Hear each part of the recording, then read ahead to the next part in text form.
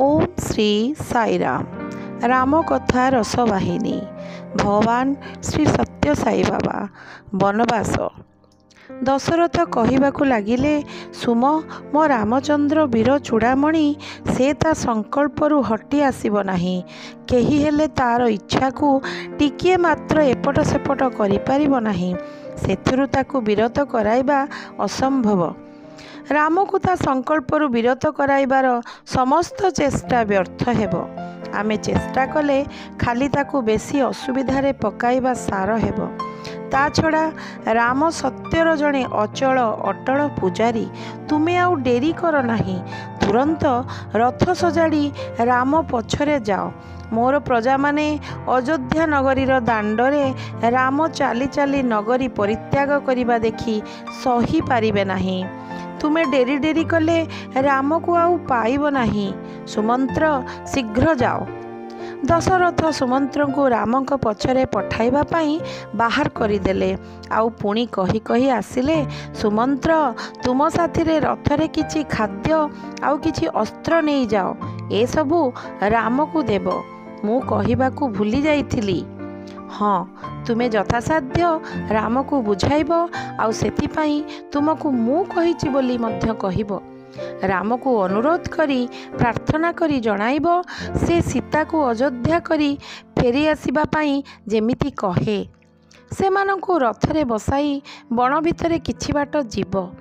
सेमानक सहित चाली चाली बण भितरे मध्य आउ केते बाट जीव। कारण बण देखी माँ सीता डरी पारे। जेतेबेले देखिब सीता मुहरे टिकिए मात्र भयर चिन्ह देखा जाउची, सेतेबेले रामर अनुमति मागी सीता को अनुजोग करी राजनंदिनी जानकी को अयोध्या फेराई आनिब। एहा मोर इच्छा बोली मध्य जणाई देब। माँ वैदेही को मध्य बुझाई देव। से जदि अयोध्या रहिबाकू राजी न हुए तेबे मु ताकू तार पिता माता पाखकू मिथिला पठेई देबी। दशरथ एहा बारंबार कहिबाकू लागिले ओ ए दृश्य तांक मनरे जे छवि आंकुथिला तार दारुण दुर्विसह निष्ठुरतार आघातरे पुणी थरे तले मूर्छित होई पड़ीगले। किछि समय परे उठी ठिया होई दशरथ अत्यंत दुखरे सुमंत्र को पुणी कहिले, सुमंत्र आउ काहीकि वृथा कथा कहूछ ओ समय नष्ट करूछ। वर्तमान मोर राम सीता और लक्ष्मण को एठाकू आण। से तीन जन को टिकिए देखिबी। एहा करिब बोली मोते थरे मात्र कथा दियो सुमंत्र। ताहा हेले मो दुख टिकिए लाघव हेब। तापर बड़ विनयर सह सुमंत्र को पुणी कहिले, शीघ्र जाओ, डेरी करना। सेमाने जेउठी अछंती सेठाकू रथ नियो आउ सेमानकू रथरे बसाई रथ को जेते दूर पारिबो सेते दूर चलाई नियो। रथ जेउठारे आउ आगो को जाई पारिबो नाही सेइठी रथ को रखिबो। से तीन जन ओह्लाई बण भितरे धीरे धीरे चाली अदृश्य होई जिबा पर्यंत तुमे सेइठी ठिया होई रहिबो। तापरे आसी से माने भल अछंती बोली मते खबर देव। आउ एठी ठिया होई रहना, जाओ शीघ्र जाओ। दशरथ यह कही मंत्री सुमंत्र को राम को पछरे पठाइले। सम्राट को आदेश को मुंडपाती ग्रहण करी सुमंत्र तांको पादस्पर्श करी संगे संगे रथरे बसी चलिले। से बाटरे नगरी दांडरे पादरे चाली चाली जाउथिबा राम सीता और लक्ष्मण को भेटी सेमानंको पितांको आदेश जणाइले और सेमानंको रथरे बसाई बण आड़को रथ चलाइले। बाटरे नगरी दांडरे उभय पाखरे नगरवासी माने अथय होई कांदु थांती। सुमंत्र सेमानको धैर्य धरिबाकू बहु प्रकारे कही कही रथ चलाउ थांती। सेमाने नगरीर प्रांतरे पहुँचला बेलकू पछकू चाही देखिले सारा नगरीर समस्त लोक रथ पछरे दौड़ुछंती। सेमाने अस्तव्यस्त होई दौड़िबा जोगु एपरी धूली उड़ुछि जे धूलीर मेघ सृष्टि होई आकाश को छुँची। पछरे आउ रास्ता घाट किछि देखा जाउ नाही। जुआड़े चाहिए खाली दिशुची गोटे विराट जनसमुद्र।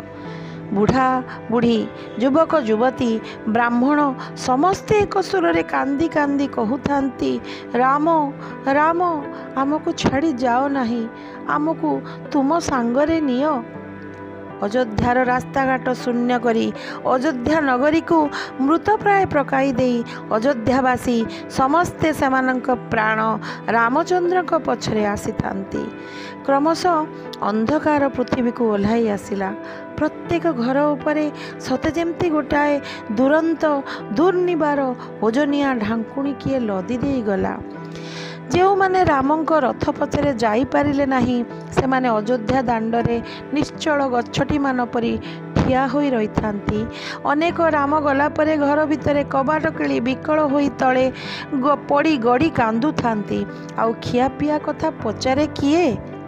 ଅନେକ ରାମ ଗଲାବେଳେ ଯେଉଁଠି ଠିଆ ହୋଇଥିଲେ ସେ ରାସ୍ତା ହେଉ ବା ଘର ହେଉ ସେଇଠି କାନ୍ଦି କାନ୍ଦି ଗଡ଼ୁଥାନ୍ତି। ଆଉ କେତେକ ରାମ ଫେରିବେ ବୋଲି ଆଶାୟୀ ନେତ୍ରରେ ଚାହିଁ ବସିଥାନ୍ତି।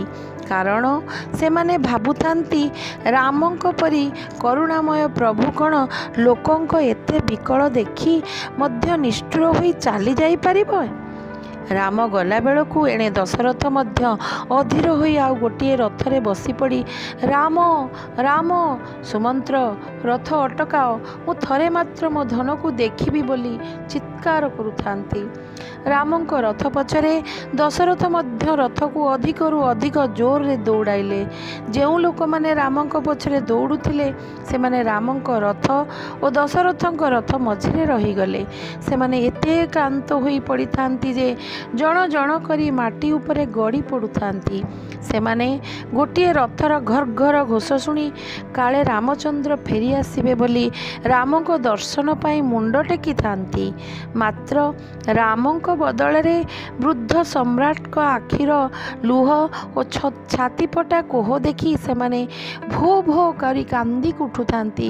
ପାଟି କରି କହୁଥାନ୍ତି, ମହାରାଜ ଶୀଘ୍ର ଯାଆନ୍ତୁ ଆଉ ଆମର ରାମଚନ୍ଦ୍ରଙ୍କୁ ଫେରାଇ ଆଣନ୍ତୁ।